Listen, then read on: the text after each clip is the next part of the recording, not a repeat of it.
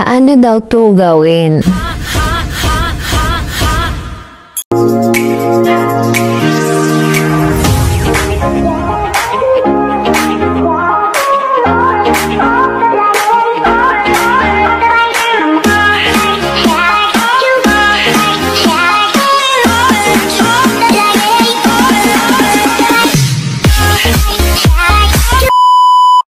Paano daw to gawin?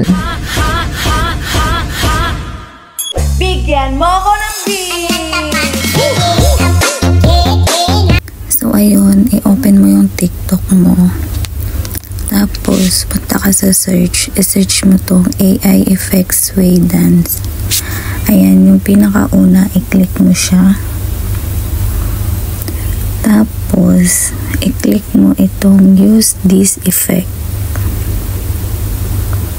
Tapos, i-click mo yung all effects sa baba. Tapos, i-click mo yan.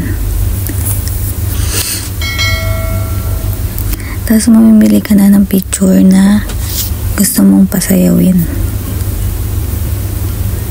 So, ako yung ginamit ko, yung ginawa ko sa may Gemini. So, ayan na guys. Antayin mo mag-generate hanggang 100.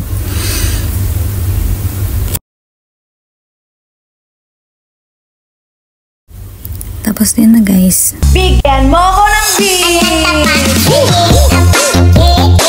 Bigyan mo ko ng beat! Bigyan mo ko ng beat! Bigyan mo ko ng beat! Bigyan mo ko ng beat! Then, post nyo na po.